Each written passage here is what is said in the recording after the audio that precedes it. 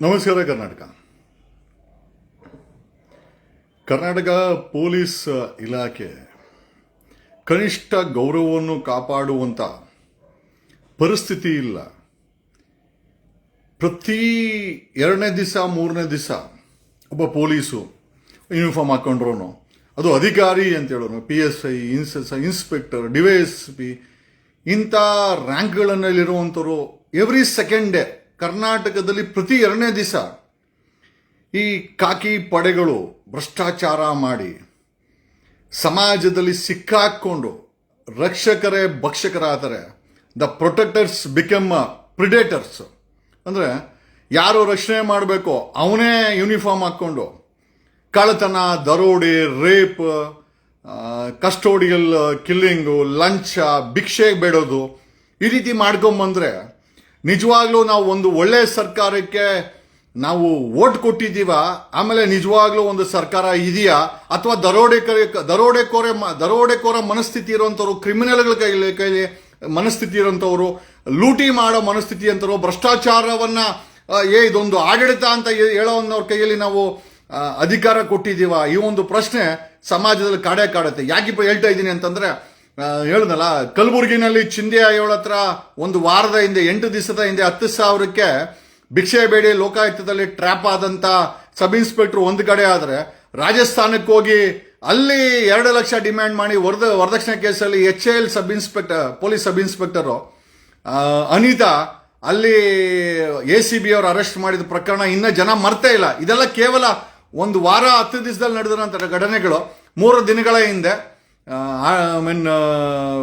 ಬೆಂಗಳೂರಲ್ಲಿ CID inspector Mahesh Kanakagiri, ಲೆಕ್ಕ ಹಾಕೊಳ್ಳಿ, ಒಬ್ಬ ಮಹೇಶ್ ಕನಕಗಿರಿ ಅನ್ನೋ ಒಬ್ಬ ಇನ್ಸ್ಪೆಕ್ಟ್ರು ಹಿಂದೆ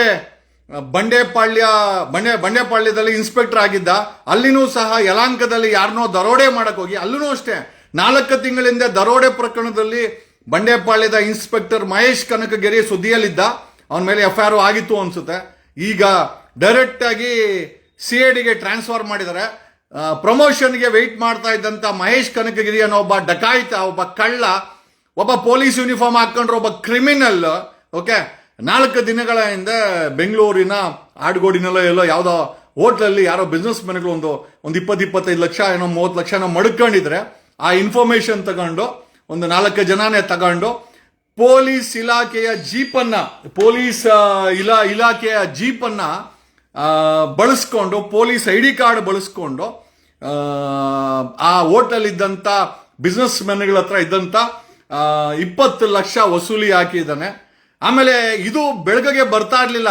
ಒಂದಷ್ಟು ಮಾಧ್ಯಮಗಳು ನಾವು ಟೀಕೆ ಮಾಡಿದ್ರು ಕೂಡ ಒಂದಷ್ಟು ಮಾಧ್ಯಮಗಳು ಈ ರೀತಿ ಆಗಿದೆ ಅಂತ ತೋರಿಸಿ ಇಟ್ಟುಕ್ಕ ಬೆಂಗಳೂರಿನ ಪೊಲೀಸ್ ಕಮಿಷನರ್ ಸೀಮಂತ್ ಕುಮಾರ್ ಸಿಂಗ್ಗೆ ಅವನನ್ನು ಅರೆಸ್ಟ್ ಮಾಡಕ್ಕೆ 4 ದಿನ ತಗೊಂಡಿದ್ದಾರೆ. ಎಂತ ನಾಚಿಕೆಗೇಡಿನ ಸಂಗತಿ ಲೆಕ್ಕ ಹಾಕಳ್ರಿ. ಒಂದು ಇವತ್ತು ಯಾವ ಮುಖ ಇಟ್ಕೊಂಡು Bengaluru city police commissioner press brief ಕೊಡ್ತಾರೆ? ಈ ಇಲಾಖೆ ತಮ್ಮದೇ ಇಲಾಖೆಯ ಯೂನಿಫಾರ್ಮ್ ಹಾಕೊಂಡ್ರ ಕಳ್ಳರ ಬಗ್ಗೆ 4 ದಿವಸ ತಗೊಂಡಿದ್ದಾರೆ ಅವನನ್ನು ಅರೆಸ್ಟ್ ಮಾಡಕ್ಕೆ.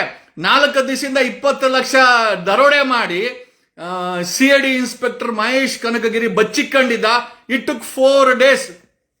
ಅಲ್ರಿ, ಎಂತ ಆಡಳಿತದಲ್ಲಿ ನಾವು ಬದುಕ್ತಾ ಇದ್ದೀವಿ, ಎಂತ ವ್ಯವಸ್ಥೆನಲ್ಲಿ ಬದುಕ್ತಾ ಇದ್ದೀವಿ ನಾವು. ನಿಜವಾಗ್ಲೂ ಪ್ರತಿ 2ನೇ ದಿವಸ ಒಬ್ಬ ಅಲ್ರಿ, ಕರ್ನಾಟಕ ಪೊಲೀಸ್ ಇಲಾಖೆ ಅನ್ನೋದ್ ಬದಲು ಕರ್ನಾಟಕದ ಕ್ರಿಮಿನಲ್ ಪೊಲೀಸ್ ಇಲಾಖೆ ಅಥವಾ ದರೋಡೆಕೋರರ ಇಲಾಖೆ, ಕಳ್ಳರ ಇಲಾಖೆ, ರೇಪಿಸ್ಟ್ಗಳ ಇಲಾಖೆ, ಕೊಲೆಗಾರರ ಇಲಾಖೆ ಅಂತೇನಾದ್ರು ಇದನ್ನ ಬದಲಾವಣೆ ಅಲ್ರಿ. ನಾಚಿಕೆ ಮಾನ ಮರ್ಯಾದೇನಿಲ್ಲ. ಮೊನ್ನೆ ತಾನೇ ಆ ಮೈಸೂರಲ್ಲಿ 64 ಜನ ಹಾರ್ಟ್ ಅಟ್ಯಾಕ್ ಇಂದ ಸತ್ತಿದ್ದಾರೆ. ಸರ್ಕಾರದಿಂದ ಯಾವುದೇ ರೀತಿಯ ಒಂದು ಎನ್ಕ್ವೈರಿ ಮಾಡಿಲ್ಲ. ಪ್ರತಿ 2ನೇ ದಿವಸ ಈ ಪೊಲೀಸರು ದರೋಡೆ ಮಾಡಿಕೊಂಡು ಬೀದಿಗೆ ಬರ್ತಾರೆ. ಯಾವುದೇ ರೀತಿಯ ಕ್ರಮ ಇಲ್ಲ ಇವರುಗಳ ಮೇಲೆ. ಸಾಗುತ್ತಿದೆ, ಯಾರ ಕೈ ಕೊಟ್ಟಿದ್ದೀವಿ ನಾವು? 4 ದಿನಗಳ ನಂತರ ಬೆಂಗಳೂರಿನ city police commissioner Seemant Kumar police commissioner Seemant Kumar Singh ಅವರೇ, ರಾಜೀನಾಮೆ ಕೊಟ್ಟು ಮನೆಗೆ ಹೋಗ್ರಿ.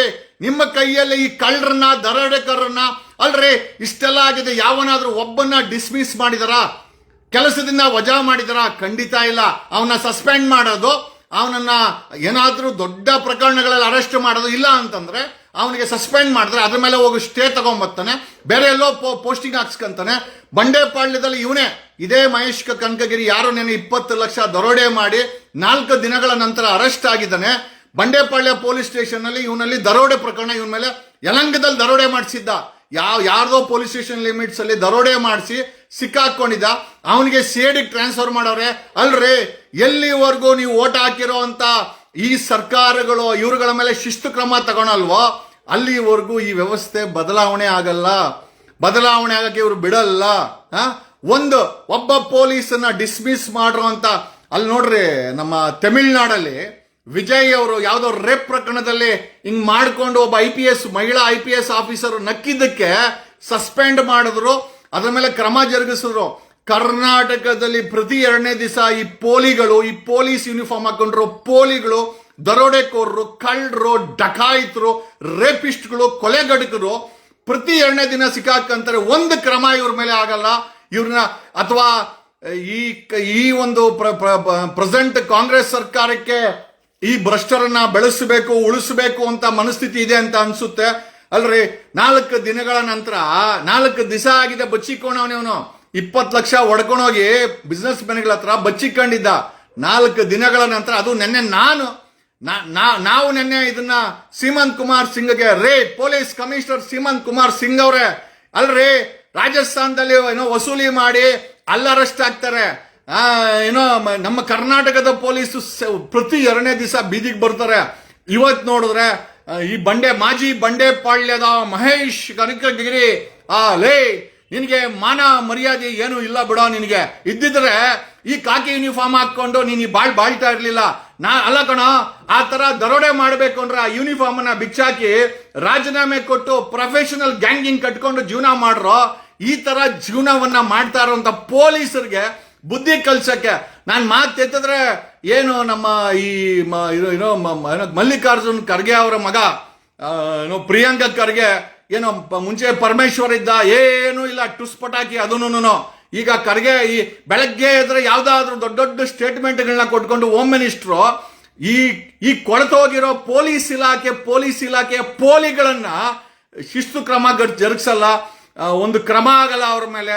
ಆಮೇಲೆ ಬದಲಾವಣೆ ಯಾವುದೇ ಸೂಚನೆ ಇಲ್ಲ, ಬರೀ ಮಾಧ್ಯಮಗಳಲ್ಲಿ ಒಂದಷ್ಟು ಡೈಲಾಗ್ಗಳನ್ನ ಹೊಡ್ಕೊಂಡು ಯಾವ್ದಾವ್ದೋ ಸಂಸ್ಥೆಗಳ ಬಗ್ಗೆ ನಮ್ಗೆ ಅದ್ರ ಬಗ್ಗೆ ಆಕ್ಷೇಪಣೆ ಇಲ್ಲ. ಒಬ್ಬ ಹೋಮ್ ಮಿನಿಸ್ಟರ್ ಆಗಿ ಏನ್ ಬೇಕಾದ್ರೆ ಮಾಡ್ಕೊಳ್ಳಿ, ಒಬ್ಬ ಹೋಮ್ ಮಿನಿಸ್ಟರ್ ಆಗಿ ಭ್ರಷ್ಟಾಚಾರವನ್ನ ಮಟ್ಟ ಹಾಕಬೇಕು ಅನ್ನೋ ಮನಸ್ಥಿತಿ ಒಬ್ಬ ಹೋಮ್ ಮಿನಿಸ್ಟರ್ ಇಲ್ಲ ಅಂತಂದ್ರೆ ಬರೀ ಡೈಲಾಗ್ ಹೊಡೆಯಂಗಿದ್ರೆ ಅಂತ ಸರ್ಕಾರ, ಅಂತ ಹೋಮ್ ಮಿನಿಸ್ಟರ್, ಅಂತ ಚೀಫ್ ಮಿನಿಸ್ಟರ್ ಖಂಡಿತವಾಗಿ ಈ ಒಂದು ಸಮಾಜಕ್ಕೆ ಭಾರ ಅಂತ ಹೇಳುತ್ತಾ. ಅಲ್ರಿ, ಒಬ್ಬರ ಮೇಲೆ ಕ್ರಮ ಆಗಲ್ಲ. 4 ದಿವಸಗಳ ನಂತರ 4 ದಿವಸ ಆಗಿದೆ ಅವ್ರನ್ನ ಅರೆಸ್ಟ್ ಮಾಡಕ್ಕೆ. ಆ ಬೆಂಗಳೂರು ಸಿಟಿ ಪೊಲೀಸ್ ಕಮಿಷನರ್ಗೆ ಮೈಕ್ ಇಟ್ರೆ ಮಾಧ್ಯಮಗಳು ಬೆಬ್ಬೆ ಅಂತ. ಅಲ್ರಿ, ಬೇರೆಯವರು ಸಾಮಾನ್ಯ ಜನ ಮಾಡಿದ್ರೆ ಇವರೆಲ್ಲ ಏನೇನು ಪೋಸ್ಗಳು ಕೊಟ್ಕೊಂಡು ಹೀರೋಗಳ ತರ ಮಾಡ್ತಾರೆ. ಸ್ವಂತ CID ನಲ್ಲಿರೋ ಈ ರಾಸ್ಕಲ್ ಮಹೇಶ್ ಕನಕಗಿರಿ ದರೋಡೆ ಮಾಡಿದಾನೆ. ಅಲ್ರಿ, ಯೂನಿಫಾರ್ಮ್ ಹಾಕೊಂಡು ದರೋಡೆ ಮಾಡಿದ್ರೆ ಇವರು ರಕ್ಷಣೆ ಮಾಡಬೇಕಾದವರು, ಸಮಾಜದಲ್ಲಿ ಪ್ರೊಟೆಕ್ಟ್ ಮಾಡಬೇಕಾದವರು ಈ ರೀತಿಯ ಹುಚ್ಚು ಕೆಲಸಗಳನ್ನ ಮಾಡಿದ್ರೆ ಸರ್ಕಾರ ಏನೂ ಮಾಡಲ್ಲ, ಆದ್ರೆ ಡಿಪಾರ್ಟ್ಮೆಂಟ್ ಅವರು ಏನೂ ಮಾಡಲ್ಲ.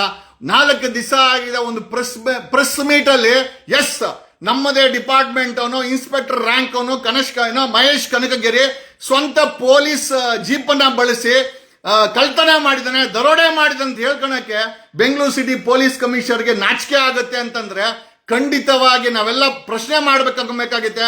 ಎಂತ ಸರ್ಕಾರಗಳಿಗೆ ನಾವು ಓಟನ್ನ ಹಾಕ್ತಾ ಇದೀವಿ, ಎಂತವ್ರ ಕೈಗೆ ನಾವು ಅಧಿಕಾರ ಕೊಡ್ತಾ ಇದ್ದೀವಿ. ಆಮೇಲೆ ಇವರೆಲ್ಲ ಚಾಣಕ್ಯಗಳಂತ ಪ್ರೊಜೆಕ್ಟ್ ಮಾಡ್ಕೊಂತಾರೆ. ಅಲ್ರಿ, ಒಂದು ಪೊಲೀಸ್ ಡಿಪಾರ್ಟ್ಮೆಂಟ್ ಅಲ್ಲಿ ಈ ಮಟ್ಟಕ್ಕೆ ಭ್ರಷ್ಟಾಚಾರ, ಲೂಟಿ, ಕಳ್ಳತನ, ಭ್ರಷ್ಟಾಚಾರ, ರೇಪ್ಗಳು. ಅವನು DJ ಹಳ್ಳಿಯವನು ಲಾಡಿನೇ ಬಿಚ್ಚಿದ. ಅವನ ಮಂಗಳೂರು ಪೊಲೀಸ್ ಇನ್ಸ್ಪೆಕ್ಟರ್ ಅವನ ಹೆಸರು, ಅವನು ಕೂಡ ಐಬಿಗ್ ಬಾ ಅಲ್ಲಿ ಮಲ್ಕಂಬಾ ನನ್ನ ಜೊತೆನಲ್ಲಿ. ಬೆಂಗಳೂರಲ್ಲಿ ಕೊಲೆ ಆಯ್ತು, ಅಲ್ಲೆಲ್ಲ ತುಮಕೂರಲ್ಲಿ ಕಸ್ಟೋಡಿಯಲ್ ಡೆತ್ ಆಯ್ತು. ಜನರು ಸಿಕ್ಕರೆ ಅವ್ರನ್ನ ಸಾಯಿಸಾಕೋದು, ದರೋಡೆ ಮಾಡೋದು, ವಸೂಲಿ ಹಾಕೋದು. ಅಲ್ರಿ, ಈ ಕರ್ನಾಟಕ ಪೊಲೀಸ್ ಇಲಾಖೆನ ಅಥವಾ ಪೋಲಿಗಳ ಇಲಾಖೆನ, ದರೋಡೆಕೋರರ ಇಲಾಖೆನ ಬದಲಾವಣೆ ಯಾವತ್ತಾಗತ್ತೆ? ಖಂಡಿತವಾಗಿ ನೀವೆಲ್ಲ ಜೈ ಕಾಂಗ್ರೆಸ್, ಜೈ BJP, ಜೈ JDS ಅಂತಿರಲ್ಲ, ಕನಿಷ್ಠ ನಿಮ್ಗಳಿಗೆ ಸೇವೆ ಮಾಡಕ್ಕಾದ್ರೂ ಅವರು ನಿಯತ್ತನ್ನ ತೋರ್ಸಲ್ಲ. ಇಷ್ಟೆಲ್ಲ ನಡೀತಾ ಇದೆ. ಏನೋ ಅಲ್ಲಿ ಏನೋ ಮೈಸೂರಲ್ಲಿ 64 ಜನ ಸತ್ತೋದ್ರು, ರಾಜ್ಯದ ಮುಖ್ಯಮಂತ್ರಿ ಅದ್ರ ಬಗ್ಗೆ ಒಂದು ತನಿಖೆ ಆದೇಶ ಮಾಡಲಿಲ್ಲ. ಇಷ್ಟೆಲ್ಲ ದರೋಡೆ ನಡೀತಾ ಇದೆ ಪೊಲೀಸ್ ಇಲಾಖೆನಲ್ಲಿ. ಅವರುಗಳನ್ನ ಸಸ್ಪೆಂಡ್ ಮಾಡಿ ಜೈಲಿಗೆ ಕಳಿಸಿ ಡಿಸ್ಮಿಸ್ ಮಾಡೋ ಒಂದು ಪ್ರಕ್ರಿಯೆನ ಅಥವಾ ಶಿಸ್ತು ಕ್ರಮ ಜರುಗಿಸ್ತೀವಿ ಅಂತ ಈ ರಾಜ್ಯದ ಹೋಮ್ ಮಿನಿಸ್ಟರ್ ಏನೋ ಪ್ರಿಯಾಂಕ ಖರ್ಗೆ ಒಂದು ಸ್ಟೇಟ್ಮೆಂಟ್ ಕೊಟ್ಟಿಲ್ಲ. ಬರೀ ಅವಾನಲ್ಲಿ ಡೈಲಾಗ್ಗಳು ಹೊಡ್ಕೊಂಡು ಯಾವುದೋ 100 ವರ್ಷದಿಂದ ಇರುವಂತ RSS ಬಗ್ಗೆ ಒಂದೊಂದು ಡೈಲಾಗ್ಗಳು ಹೊಡ್ಕೊಂಡು ಮಾಡ್ಕೊಳ್ಳಿ. RSS ಬಗ್ಗೆ ಏನೇ ಕ್ರಮ ಜರುಗಿಸೋದು ಅನ್ನೋದು ಅದ್ರ ಬಗ್ಗೆ ನಾವೇನು ಟಿಪ್ಪಣಿ ಮಾಡಲ್ಲ. ರಾಜ್ಯದಲ್ಲಿ ಏನೋ ಈ ಒಂದು ಕೆಟ್ಟ ಸ್ಥಿತಿಲಿರುವಂತ ಪೊಲೀಸ್ ಇಲಾಖೆನ ಬದಲಾವಣೆ ಮಾಡಬೇಕಾದಂತ ಕಾಂಗ್ರೆಸ್ ಸರ್ಕಾರ, ಸೋಕಾಲ್ಡ್ ಗೃಹ ಮಂತ್ರಿ, ಸ್ಟ್ರಿಕ್ಟ್ ಗೃಹ ಮಂತ್ರಿ ಎಲ್ಲಪ್ಪ. ರಾಜಸ್ಥಾನದಲ್ಲಿ ಮರ್ಯಾದೆ ತೆಗಿತಾರೆ, ಇಲ್ಲಿ ಲೂಟಿ ಮಾಡ್ತಾರೆ. ಅದು ಗೊತ್ತಾಗುವಂತ ಪ್ರಕರಣಗಳು. ಗೊತ್ತಾಗದೇ ಇರುವಂತ ಪ್ರಕರಣಗಳು ಎಷ್ಟಿರಬಹುದು? 906 ಪೊಲೀಸ್ ಸ್ಟೇಷನ್ಗಳು ಇವರು ವಸೂಲಿ ಅಡ್ಡಗಳನ್ನ ಮಾಡ್ಕೊಂಡಿದ್ದಾರೆ. ಯಾವುದೇ ರೀತಿಯ ಬದಲಾವಣೆಗಳನ್ನ ಇವರು ಮಾಡ್ತಾ ಇಲ್ಲ, ಮಾಡಕ್ ಕೂಡ ಮನ್ಸಿಲ್ಲ ಅಂತ ಈ ಮೂಲಕ ಹೇಳ್ತಾ, ಬರೀ ಒಂದು ಪೊಲೀಸ್ ಇಲಾಖೆ ಒಂದೇ ಅಂತಲ್ಲ. ಮೊನ್ನೆ MLC ಚುನಾವಣೆಯಲ್ಲಿ JDS ಮತ್ತೆ ಬಿಜೆಪಿ MLAಗಳು ಕ್ರಾಸ್ ವೋಟಿಂಗ್ ಮಾಡಿದ್ದಾರೆ. ಲೆಕ್ಕ ಹಾಕಲಿ ಅಲ್ರಿ. ಟಿಕೆಟ್ ಕೊಟ್ಟು ಗೆಲ್ಲಿಸಿದಂತ ಪಕ್ಷಗಳಿಗೆ 3 ಪಂಗನಾಮ ಹಾಕಿದ್ದಾರೆ JDS ಅವರು. JDS MLAಗಳು ಕುಮಾರಸ್ವಾಮಿ ಹೇಳ್ತಾರೆ ನಾವು ಯಾವುದೇ ರೀತಿಯ ಕ್ರಮವನ್ನ ಜರುಗಿಸೋದಿಲ್ಲ ಅಂತ. ಕುಮಾರಸ್ವಾಮಿ ಅವರು ಜರುಗಿಸಿದ್ರೆ ಇರೋ MLAಗಳನ್ನ ಎಲ್ಲರನ್ನೂ ಸಸ್ಪೆಂಡ್ ಮಾಡಿದ್ರೆ JDS ಪಾರ್ಟಿ ಐ ಥಿಂಕ್ ಖಾಲಿ ಬೊಕ್ಕಸ ಆಗ್ಬಿಡುತ್ತೆ. ಹಂಗಾಗಿ ನೋಡ್ರಿ, JDS MLAಗಳ ಮೇಲೆ ಕುಮಾರಸ್ವಾಮಿಗೆ ಇಡ್ತಾ ಇಲ್ಲ, ಬಿಜೆಪಿ MLAಗಳ ಮೇಲೆ ಯಡಿಯೂರಪ್ಪನ ಮಗನಿಗೆ ಇಡ್ತಾ ಇಲ್ಲ. ಇವರಿಬ್ಬರನ್ನ ಆಮಿಷಗಳಿಗೆ ಒಳಗಾಡಿಸಿ ಮತ್ತೆ ಅದೇ ಕಾಂಗ್ರೆಸ್ ಆಪರೇಷನ್ ಮಾಡ್ತಾ ಇರುವಂತ ಕಾಂಗ್ರೆಸ್ ಆಗಿರ್ಬೋದು ಅಲ್ರಿ.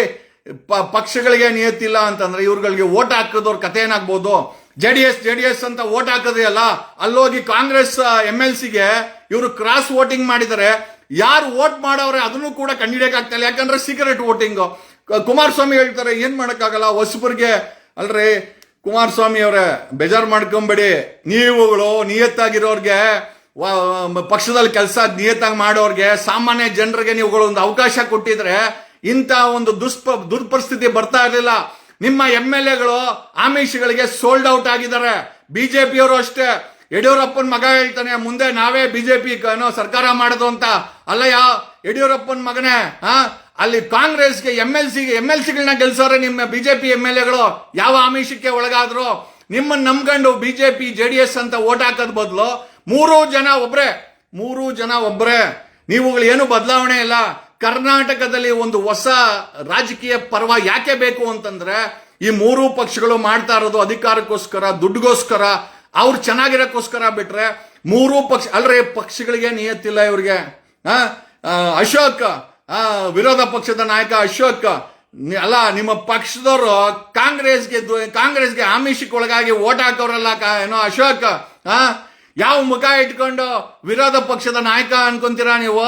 ಯಡಿಯೂರಪ್ಪನ ಮಗನು ರಾಜ್ಯಾಧ್ಯಕ್ಷ. ಯಾವ ಮುಖ ಇಟ್ಕೊಂಡು ನೀವು ನಿಮ್ಮ ಪಕ್ಷದವರು ಕಾಂಗ್ರೆಸ್ ಓಟ್ ಹಾಕ್ತಾರೆ ಅಂತಂದ್ರೆ ಖಂಡಿತವಾಗಿ ನಿಮ್ಮಗಳನ್ನ ನೀವು ಪ್ರಶ್ನೆ ಮಾಡ್ಕೊಬೇಕು. ಮತ್ತೆ ಈ ಪಕ್ಷಗಳಿಗೆ ಓಟ್ ಹಾಕೋ ಜನರ ಪರಿಸ್ಥಿತಿ ಏನಾಗಬೇಕು ಅಂತ ನೀವೇ ಯೋಚನೆ ಮಾಡಬೇಕು ಅಂತ ಹೇಳುತ್ತಾ, 2 ಪ್ರಕರಣ. ಒಂದು ಆ ಪೊಲೀಸರ ಪೋಲಿತನವನ್ನ, ಎರಡನೇದು ಈ 3 ಪಕ್ಷಗಳಿಗೆ vote hockey they are sold out. ಯಾವುದೇ ಆಮಿಷಗಳಿಗೆ ಒಳಗಾಗಿ ಬಿಜೆಪಿನ ಬಿಟ್ಟು ಕಾಂಗ್ರೆಸ್ MLCಗೆ ಓಟ್ ಹಾಕಿ ಗೆಲ್ಸವ್ರೆ ಅಂತಂದ್ರೆ JDS ಅವರು ಕಾಂಗ್ರೆಸ್ ಬೆಳಗ್ಗೆ ಅಂದ್ರೆ ಕುಮಾರಸ್ವಾಮಿ ಏನೋ ಬಾಣಗಳನ್ನ ಕಾಂಗ್ರೆಸ್ ಮೇಲೆ ಬಿಟ್ಟಿದ್ದೆ. ನಿಮ್ಮ MLAಗಳೇ ನಿಮ್ಮ ಕಂಟ್ರೋಲ್ ಅಲ್ಲಿ ಇಲ್ಲ ಅಂತಂದ್ರೆ ರಾಜ್ಯದಲ್ಲಿ ಕುಮಾರಸ್ವಾಮಿ ಹೇಳ್ತಾರೆ ನಾನು ಮತ್ತೆ CM ಆಗ್ತೀನಿ, ಬದಲಾವಣೆ ಮಾಡ್ತೀವಿ ಅಂತಾರೆ.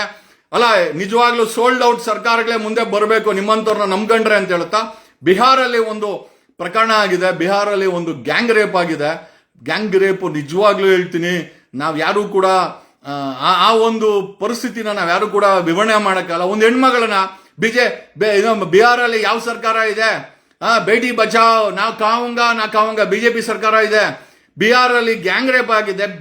ಗ್ಯಾಂಗ್ ರೇಪ್ಗಿಂತ ಅಲ್ಲಿ ಇನ್ನೊಂದು ಪ್ರಕರಣ ಏನು ಅಂತಂದ್ರೆ, ಆ ಹೆಣ್ಣು ಮಗಳನ್ನ ರಕ್ಷಣೆ ಮಾಡಿರೋ ಪೊಲೀಸರು ಮತ್ತೆ ವೈದ್ಯರು ನೋಡಿದಾಗ ಆಕೆಯ ಗುಪ್ತಾಂಗದಲ್ಲಿ ಕಲ್ಲುಗಳು, ಬುಲೆಟ್ಗಳಿತ್ತಂತೆ. ಯಾವ ರಾಮರಾಜ್ಯನ ಸೃಷ್ಟಿಸಿದ್ರೋ ಲೇ ಬೇವರ್ಸಿಗಳ ಅಲ್ಲ, ಕರ್ನಾಟಕ ಅಲ್ಲ, ಬಿಹಾರ್, UP, ರಾಜಸ್ಥಾನ ಈ ಕಡೆ ಯಾವುದೇ ರೀತಿಯ ಕಾನೂನುಗಳಿಲ್ಲ ಅಂತ ಗೊತ್ತಾಗುತ್ತೆ. ಅಲ್ಲ, ಲೆಕ್ಕ ಹಾಕೊಳ್ರಿ, ಒಂದು ಗ್ಯಾಂಗ್ ರೇಪು, ಎರಡನೇದು ಆ ಹೆಣ್ಣು ಮಗಳ ಗುಪ್ತಾಂಗದಲ್ಲಿ ಬುಲೆಟ್, ಯಾವುದು ಈ ರಿವಾಲ್ವರ್ ಬುಲೆಟ್, ಕಲ್ಲು. ಅಲ್ರಿ, ನಿಮ್ಮ ಯೋಗ್ಯತೆ ಬೆಂಕಿ ಹಾಕ. ನೀವುಗಳು ಯಾವ ರಾಮರಾಜ್ಯ ಕಟ್ಟಿದ್ರೋ, ರಾಮನ ಹೆಸರಲ್ಲಿ ಓಟ್ ತಗೊಂಡು ಇಡೀ ದೇಶವನ್ನ ನಿಮ್ಮ ಅಧಿಕಾರದಲ್ಲಿ ಇಟ್ಕೊಂಡಿದ್ರ ಅಲ್ರೋ. ಹೆಣ್ಮಕ್ಳಿಗೆ ಅದೇನೋ ಬರೀ ಬಿಹಾರಲ್ಲ, ಕರ್ನಾಟಕದಲ್ಲೂ 2025ರಲ್ಲಿ 700 ರೇಪ್ ಆಗಿದೆ. ಈ ಮಾಲ್ಗೇಡಿ ಪೊಲೀಸ್ ಇಲಾಖೆಯವರು ರಾಜೀನಾಮೆ ಕೊಟ್ಟು ಐ ಥಿಂಕ್ ಹೋಲ್ಸೇಲ್ ಆಗಿ ಮನೆಗೆ ಹೋಗ್ಬೇಕು. 2024ರಲ್ಲಿ 4,000 ಪೋಸ್ಕೋ ಕೇಸಸ್ ಆಗಿದೆ ಕರ್ನಾಟಕದಲ್ಲಿ. ಬಿಹಾರದ ಪ್ರಕರಣ ನಿಜವಾಗ್ಲೂ ಏನಪ್ಪಾ, ನಾವು ಮನುಷ್ಯರಿರುವಂತ ಸಮಾಜದಲ್ಲಿ ಇದ್ದೀವ ಅಥವಾ ಏನಾದ್ರು ನೋಡ್ರಿ, ಇವ್ರಿಗೆಲ್ಲ ಯಾಕೆ ಭಯ ಇಲ್ಲ, ಪೊಲೀಸವ್ರಿಗೆ ಯಾಕೆ ಭಯ ಇಲ್ಲ ಅಂತಂದ್ರೆ, ಸಸ್ಪೆಂಡ್ ಮಾಡಿದ್ರೆ, ಕಳ್ತನ ಮಾಡಿದ್ರೆ ಅವನಿಗೆ ಮಾಯೇಶ ಕನಕರಿಗಿದೆ, ಕೋರ್ಟ್ಗೆ ಹೋಗಿ ಸ್ಟೇ ತಗೊಂಡ್ಬರ್ತಾನೆ, ದುಡ್ಡು ಕೊಟ್ಟು ಮತ್ತೆ ಪೋಸ್ಟಿಂಗ್ ಹೋಗ್ತಾನೆ. ಅವ್ರ ಹತ್ರ ದುಡ್ಡಿದೆ. ಯಾಕೆ ಈ MLAಗಳು ಈಗ ಕ್ರಾಸ್ ವೋಟಿಂಗ್ ಮಾಡಿದ್ರು? ಅವ್ರಿಗೆ ಕುಮಾರಸ್ವಾಮಿ ಎಲ್ಲ ಅಂತಂದ್ರೆ ಕಾಂಗ್ರೆಸ್ ಅವ್ರು ಏನೋ ಆಮಿಷ ಕೊಟ್ಟಿರ್ತಾರೆ, ವೋಟ್ ಮಾಡ್ಕೊಂತಾರೆ. ನಾಳೆ ದಿವಸ DK ಶಿವಕುಮಾರ್ ಅವ್ರಿಗೆ ಟಿಕೆಟ್ ಕೊಟ್ಟು ನಿಲ್ಸಿದ್ರು ಕೂಡ ಡೌಟ್ ಇಲ್ಲ. ಏನಕ್ಕೆ ಅಂತಂದ್ರೆ DK ಶಿವಕುಮಾರ್ ಕಾಂಗ್ರೆಸ್ ಸರ್ಕಾರಕ್ಕೆ ಸರ್ಕಾರ ಮಾಡಬೇಕು, ಇವ್ರುಗಳಿಗೆ ಆಮಿಷಗಳು ಬೇಕಾಗಿದೆ ಅಷ್ಟೇ. ಇವಾಗ ಬಿಹಾರಲ್ಲಿ ಮಾಡಿರೋಗಷ್ಟೇ, ಅವನಿಗೆ ಭಯಗೆ ಏನೂ ಇಲ್ಲ ಅಲ್ರಿ. ಒಂದು ಗ್ಯಾಂಗ್ ರೇಪು, ಎರಡನೇದು ಆ ಗುಪ್ತಾಂಗದಲ್ಲಿ ಎಂತ ಸೈಕೋಗಳನ್ನ ಇವತ್ತು ಸರ್ಕಾರ ತಯಾರಿ ಮಾಡ್ತಾ ಇದೆ ಅಂತ ಒಂದು ವ್ಯವಸ್ಥೆನ ನಾವು ಬದುಕ್ತಾ ಇದ್ದೀವಿ ಅಂತ ಹೇಳುತ್ತಾ, I just wanted to tell you all, you want change, we are ready to make it. ನಿಮ್ಗೆ ಬೇಕು ಅಂದ್ರೆ ಕರ್ನಾಟಕದಲ್ಲಿ, ನಮ್ಗೆ ಭಾರತದ ಮಟ್ಟದಲ್ಲಿ ಗೊತ್ತಿಲ್ಲ, ಕರ್ನಾಟಕದ ಮಟ್ಟದಲ್ಲಿ ಖಂಡಿತವಾಗಿ ಒಂದು ರಾಜಕೀಯ ಬದಲಾವಣೆ ಮಾಡಕ್ಕೆ ನಾವು ಒಂದು ಪಕ್ಷವನ್ನ ತಗೊಂಡ್ಬಂದಿದ್ದೀವಿ. We have brought in young star ಪಕ್ಷ. ಎಲ್ಲರೂ ಅಂತಾರೆ, ಏನ್ ಮಾಡಕ್ಕಾಗತ್ತೆ, ಸಮಯ ಬರುತ್ತೆ, ನಾವು ಏನ್ ಮಾಡಕ್ಕಾಗತ್ತೆ, ಏನ್ ಮಾಡ್ತೀವಿ ಕರ್ನಾಟಕದಲ್ಲಿ. ಈ ಮೂರು ಪಕ್ಷಗಳು ಅವ್ರಿಗೆ ಪ್ರಶ್ನೆ ಮಾಡೋನ್ ಯಾವನಿದ್ರೆ ಯಾವ ಮಾಧ್ಯಮನೂ ಮಾಡಲ್ಲ, ನಾನೇ ಮಾಡೋದು. ಕಾರಣ ಯಾಕೆ ಅಂತಂದ್ರೆ, ನಮಗೆ ಇವ್ರನ್ನ ಪ್ರಶ್ನೆ ಮಾಡೋಷ್ಟು ಮೀಟರ್ ಇದೆ. ಅದು ಪೊಲೀಸ್ ಇಲಾಖೆ ಇರ್ಬೋದು, ಆಡಳಿತ ಪಕ್ಷ ಆಗಿರ್ಬೋದು, ನಾಚಿಕೆ ಗೇಡಿನ BJP JDS ಯಾರು ಕ್ರಾಸ್ ವೋಟಿಂಗ್ ಅಲ್ಲ, ಕುಮಾರಸ್ವಾಮಿ ಜೊತೆ ಮೀಟಿಂಗ್ ಮಾಡ್ತೀರಾ, ಕುಮಾರಸ್ವಾಮಿ ನೀವ್ ಹೇಳ್ತೀರಾ ಬದಲಾವಣೆ ಮಾಡ್ತೀರಿ ಅಂತ. ಇರೋ 18-20 MLAಗಳೇ ನಿಮ್ ಕಂಟ್ರೋಲ್ ಅಲ್ಲಿಲ್ಲ. ಇನ್ನ ನೀವು ಮುಂದೆ ಕರ್ನಾಟಕದಲ್ಲಿ ನಿಮ್ಮನ್ನ ನಂಬ್ಕೊಂಡು ಓಟ್ ಗೀಟ್ ಮಾಡಿದ್ರೆ ಏನ್ ಗತಿ? ವಿಜಯೇಂದ್ರನ ನೋಡಿದ್ರೆ ಏನೋ ಡೆಲ್ಲಿ ಲೆವೆಲ್ ಅಮಿತ್ ಶಾ ಅವ್ರಿಗೂ ಮಾತಾಡ್ತೀಯಾ, ಯಡಿಯೂರಪ್ಪನ ಮಗನೇ. ಇಲ್ಲಿ ನೋಡಿದ್ರೆ ನಿಮ್ದೇ BJP MLAಗಳು ಕಾಂಗ್ರೆಸ್ ಅವ್ರಿಗೆ ಓಟ್ ಹಾಕೋರೆ ಅಲ್ವಾ? ನಿಮ್ಮನ್ನ ನಂಬ್ಕೊಂಡು BJP JDS ಕಾಂಗ್ರೆಸ್ ಅಂತ ಓಟ್ ಹಾಕದಂತ ಅವರ ಪರಿಸ್ಥಿತಿ ಏನಾಗಬೇಕು? ಸಮಾಜ ಎತ್ತ ಸಾಗುತ್ತಿದೆ. ದರೋಡೆಕೋರರು, ಕಳ್ಳತನ, ಲೂಟಿ, ಭ್ರಷ್ಟಾಚಾರ ಅನ್ನೋದು ಕರ್ನಾಟಕದಲ್ಲಿ ಕಾಮನ್ ಆಗ್ಬಿಟ್ಟಿದೆ. ಅದನ್ನ ಪ್ರಶ್ನೆ ಮಾಡುವಂತ ವ್ಯಕ್ತಿತ್ವನೂ ಇಲ್ಲ, ಮಾಧ್ಯಮಗಳಿಲ್ಲ.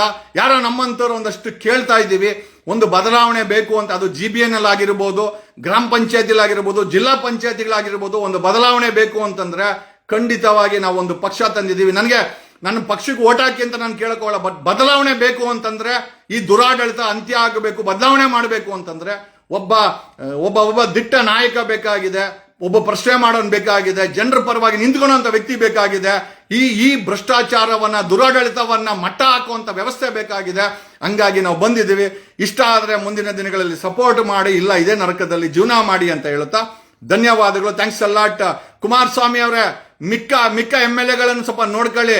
ಅವರು ಅಷ್ಟೇ ನಿಮ್ಗೊಂದು ಪಂಗನಾಮ ಕೊಟ್ಟು ಈ ಕಡೆ ಕಾಂಗ್ರೆಸ್ ಜೊತೆ ಸೇರ್ಕೊಂಡ್ಬಿಡ್ತಾರೆ ಅಂತ ಹೇಳ್ತಾ, ಹಾಗಂತ BJP ಮತ್ತೆ ಕಾಂಗ್ರೆಸ್ ಎರಡೂ ಕೂಡ ಗ್ರಿಪ್ ಅನ್ನ ಕಳ್ಕೊಂಡಿದೆ.